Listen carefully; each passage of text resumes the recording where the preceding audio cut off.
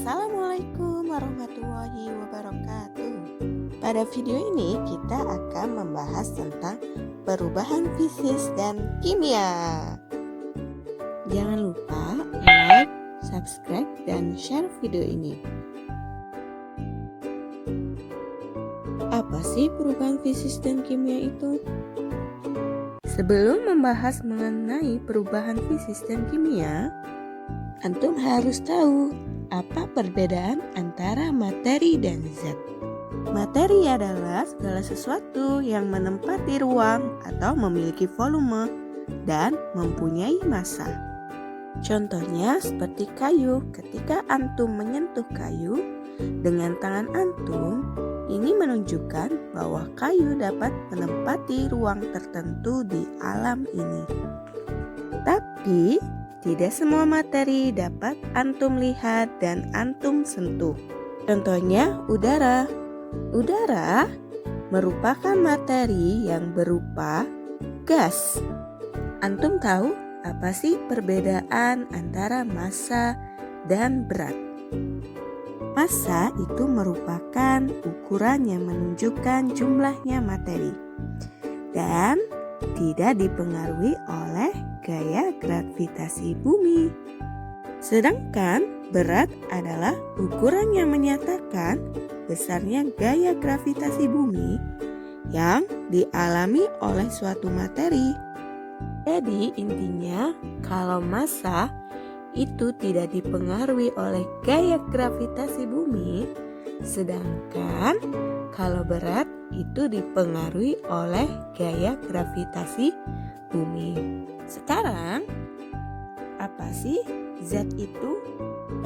Zat merupakan materi yang mempunyai sifat-sifat tertentu yang khas.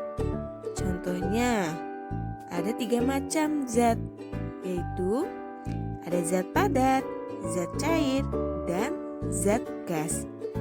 Masing-masing zat tersebut memiliki sifat yang berbeda. Zat padat memiliki ciri-ciri tertentu, yaitu jarak antar partikel itu sangat berdekatan. Contoh zat padat itu misalkan batu. Batu itu memiliki susunan partikel yang sangat rapat dengan gaya tarik partikel yang sangat kuat. Untuk memisahkan partikel-partikel pada batu, itu diperlukan gaya yang sangat besar. Misalkan, memukul batu tersebut menggunakan palu besar. Karena batu atau partikel-partikel batu itu sangat sulit untuk dipisahkan. Walaupun partikel-partikel batu itu dipecahkan, bentuk dan volumenya itu tetap sama. Beda halnya dengan zat cair. Kalau zat cair, jarak antar partikel itu masih berdekatan, tetapi letaknya itu tidak beraturan. Bagaimana dengan gaya tarik antar partikelnya? Gaya tarik antar partikelnya itu lemah. Contohnya itu seperti air. Air itu sangat mudah dipisahkan dari kelompoknya. Air yang berada di permukaan meja itu mudah mengalir ke segala arah disebabkan gerak partikel-partikel air itu lebih bebas daripada partikel zat padat. Bagaimana dengan volume dan bentuknya? Untuk volumenya itu selalu tetap dan bentuknya itu selalu berubah mengikuti bentuk dari tempat permukaan air tersebut. Zat gas itu memiliki jarak antar partikel yang sangat berjauhan dan gaya tarik antar partikelnya itu sangat lemah. Sehingga karena jaraknya berjauhan, maka gerakan partikelnya itu sangat bebas. Nah, bagaimana volume dan bentuknya? Volume dan bentuknya itu pasti berubah. Masih bingung? Susunan partikel zat padat, zat cair, dan zat gas itu perbedaannya apa sih? Kesimpulannya adalah jarak antar partikel pada zat padat itu sangat berdekatan. Sedangkan pada zat cair itu berdekatan, tetapi itu sudah tidak beraturan. Nah, pada zat gas jaraknya itu sudah sangat jauh. Daya tarik antar partikel pada zat padat itu sangat kuat, sehingga tidak dapat dipisahkan.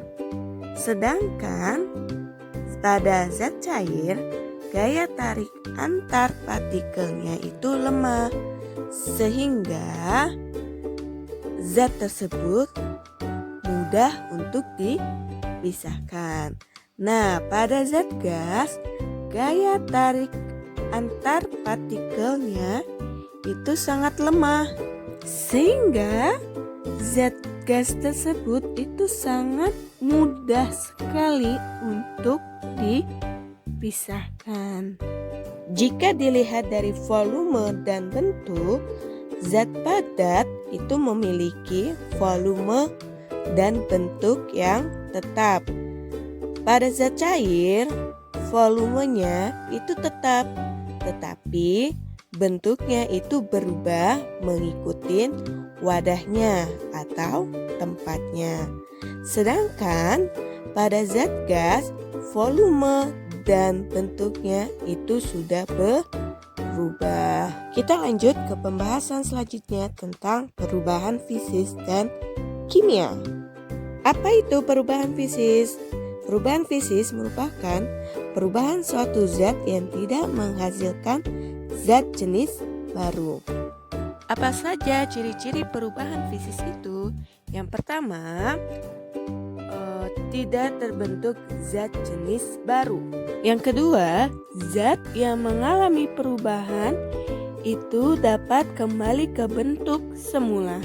Ketiga, perubahan yang terjadi hanya diikuti perubahan sifat fisis saja.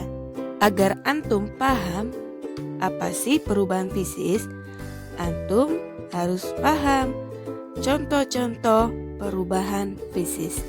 Di antaranya adalah perubahan bentuk. Perubahan bentuk itu terjadi ketika kayu dipotong-potong kemudian dirakit menjadi kursi, maka perubahan tersebut hanya terjadi perubahan bentuk dan ukuran. Ya, tadinya kayunya besar, setelah dipotong-potong, bentuk dan ukurannya menjadi kecil dan tidak terjadi perubahan sifat molekul zatnya. Istilah lainnya, jenis zatnya itu masih sama. Kayu ketika diubah menjadi kursi, jenis zatnya itu berupa kayu. Ya, ketika kursinya sudah dibentuk atau dirakit, maka jenis kayunya atau wujud kayunya itu masih ada. Contoh lain, batu ketika dipecah dengan palu menjadi kerikil, maka jenis zat batunya itu masih ada pada kerikil tersebut. Gak mungkin kan kerikilnya berubah bentuk? Misalkan berubah bentuk menjadi kayu, kan tidak mungkin ya, itu mustahil. Yang berubah adalah ukurannya saja. Batu misalkan memiliki ukuran yang sangat besar, ketika dipecahkan itu akan berubah menjadi kerikil atau batu-batu yang kecil. Lanjut, contoh yang kedua itu terkait perubahan wujud zat.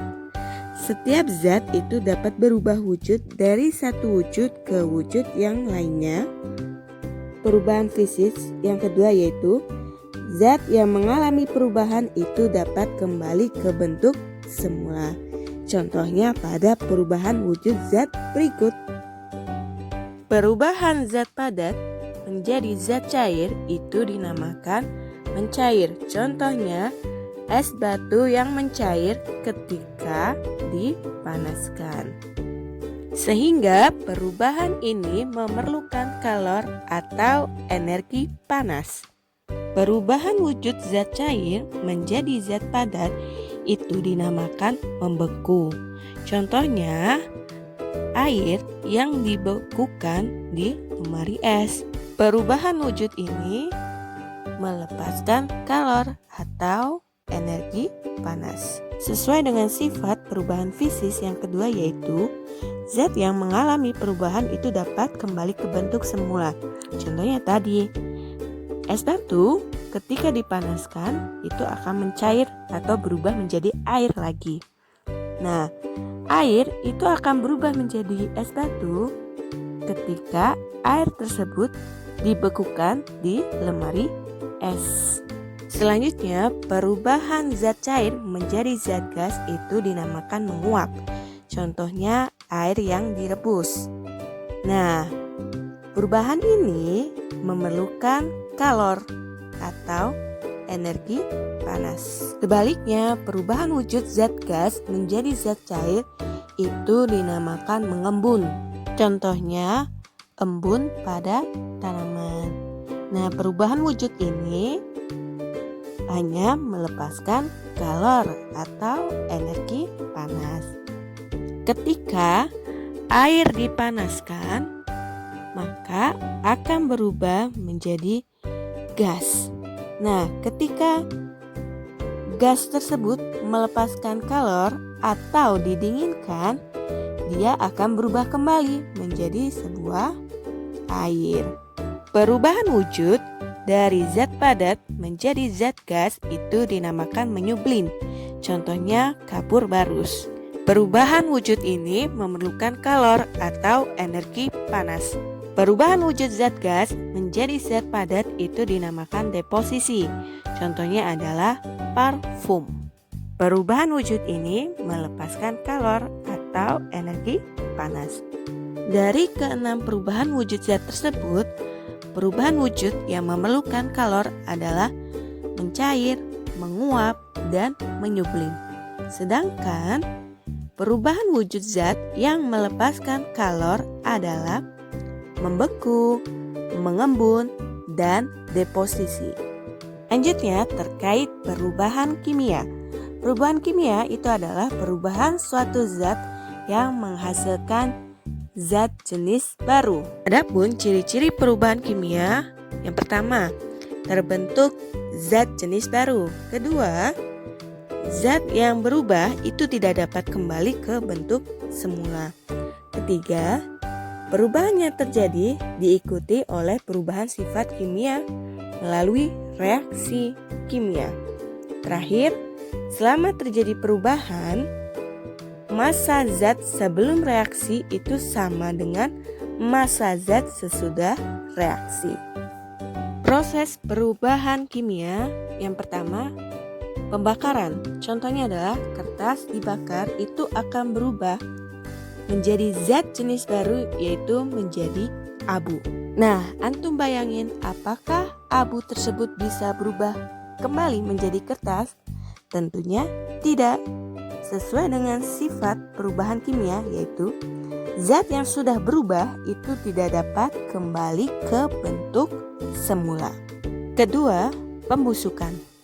Contohnya, bahan makanan itu akan menjadi busuk dan tidak akan kembali ke bentuk asalnya. Pembusukan akan terjadi perubahan warna pada makanan tersebut. Selain itu, bau pada makanan itu akan sangat tidak sedap sekali. Proses perubahan kimia yang terakhir adalah perkaratan atau korosi. Contohnya paku itu akan mengalami karatan. Jadi kesimpulannya adalah perubahan fisis itu tidak terbentuk zat jenis baru, hanya akan mengalami perubahan bentuk dan ukurannya saja. Sedangkan perubahan kimia itu akan terbentuk zat jenis baru. Ya, tadi contohnya kertas dibakar itu akan berubah menjadi abu. Abu inilah yang merupakan zat jenis baru. Perubahan fisis, zat yang mengalami perubahan itu dapat kembali ke bentuk semula melalui proses perubahan wujud zat yang tadi ya, mencair, membeku, menguap, mengembun, menyublin, dan deposisi. Sedangkan perubahan kimia, zat yang berubah itu tidak dapat kembali ke bentuk semula. Ya, contohnya tadi ya, kertas dibakar akan berubah menjadi abu. Nah, abu ini tidak akan berubah kembali menjadi sebuah kertas. Perubahan yang terjadi pada perubahan fisis hanya diikuti perubahan sifat fisisnya, seperti warnanya, baunya, rasanya, kerapatan, titik didih, titik lebur, titik beku, daya hantar, kemagnetan, kelarutan, dan kekerasan. Pada proses perubahan kimia, perubahan yang terjadi diikuti oleh perubahan sifat kimia melalui reaksi kimia, yaitu mudah tidaknya suatu zat terbakar, kestabilan, kereaktifan, dan perkaratan. Perhatikan baik-baik pada peristiwa lilin berikut. Lilin menyala ada dua perubahan sekaligus yang menyertainya, yaitu perubahan fisis dan perubahan kimia. Lilin meleleh merupakan perubahan fisis, sedangkan sumbu lilin yang terbakar adalah perubahan kimia. Terima kasih sudah menonton video ini. Jangan lupa like, subscribe, dan share video ini. Wassalamualaikum warahmatullahi wabarakatuh. Sampai jumpa pada video berikutnya.